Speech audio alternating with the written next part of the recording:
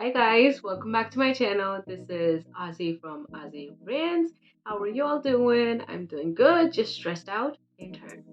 Anyway, I'm really sorry for the wait that I had to make you guys go through for this video. Like the last video I posted was the previous Saturday and today is it's like a week later. And anyway, this is very hectic because I've just been swamped with college and work and a lot. Anyway, today we're gonna be talking about a book that quite frankly made me question all of my morals, my existence, and it also put me in a 3 month long reading slump.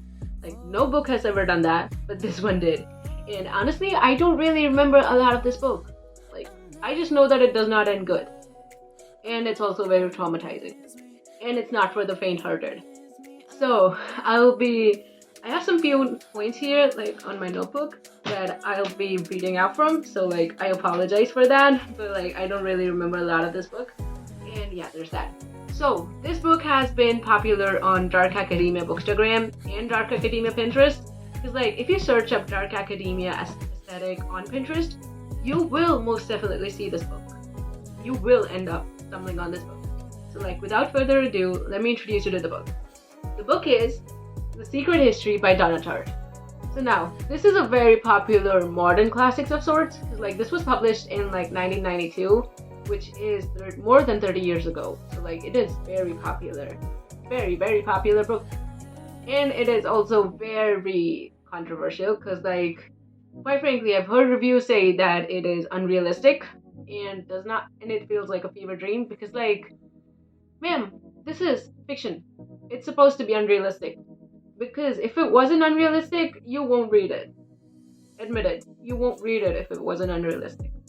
Like, the genres of this book are contemporary, psychological thrillers, murder mysteries, and crack.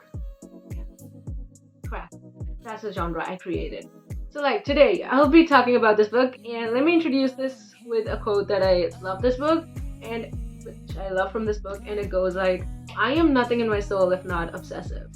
So, like, haven't we all been obsessed about a certain thing in our lives? Like, love, family, fame, money, anything. We're all obsessed about something or the other.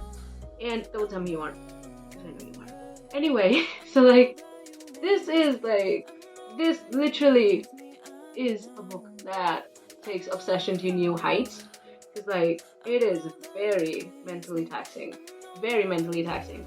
Anyway, this book mainly follows our narrator Richard as he looks back on his time in the classics program of a liberal arts college in New England called Hampton College. He arrives at his preppy and prestigious college to slowly become obsessed with and then a part of the mysterious and selective Greek classics program, a cult-like group of trust fund babies led by an often overstepping and charismatic professor, Julian Morrow. So, coming from a poor and abusive background, Richard really wants nothing more than to immerse himself and lose himself in this group of wealthy, charming, and awfully narcissistic students. So he wants to befriend them, to live with them, to do everything he can to become them, including the unfathomable murder. Spoiler alert, it does not work. Because if it did, they'd all be in jail. Anyway, yeah. So, when our story ends, our group is in shambles. Some members dead, some irrevocably changed, all unwilling to return to that fateful night. Well, all except Richard, that is, because if Richard did not return to that fateful night, we would not have this book. So, anyway, I have a lot of opinions about this book. Quite frankly, I will defend it with my life because, like, this is dragged across internet. Like, this is fiction, man. You're not supposed to think of it as real. Like, Miss Tartt probably wrote it when she was, like, high on crack or something because, like, this feels like a fever dream. And as the plot unfolds, this ends in a shocking and tragic conclusion. It is a very deeply psychological and introspective novel that delves into the themes of morality, guilt, and the dark side of human nature, so it is not for the faint of heart. So, Tartt's writing is lyrical and evocative, capturing the complexities of the character and their relationships with one another. So, like, you're not really supposed to like any of the characters in this book, but you will end up liking them. Like, her writing is that persuasive. Because, like, you will end up with some of these characters becoming your comfort character or the other, but in general, they're all just horrible people. Because if you saw them in real life, you'd run. you would really run. Anyway, I don't really think you're supposed to relate to this book, because I feel like I kind of do, because I do crave that whole mystery. Like, I'm currently in university, and to have a mystery of this sort happen to me would be life-changing. Like, honestly, I wouldn't be able to survive that. I just don't. Or I might. Anyway, before I end it, this is like very controversial, and it has a lot of triggers in it. So like, be sure to check out those trigger warnings before you pick this up. 5 out of 5 stars for me. Go pick it up if you're really into like murder mysteries, adventures, and found families, because like, this is holy grail. Also, if you really like this book, make sure to check this one out, because this is like 1992 contemporary fiction. This is like 2021 fantasy fiction based on the same tropes. So like, check them out.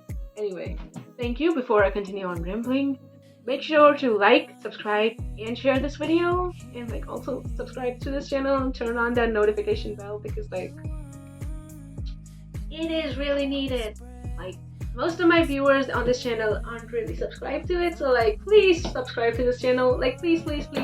And anyway, I'll be back in like 5 or 6 days to talk to you guys again. So take care, drink lots of water, and stay safe. Anyways, bye!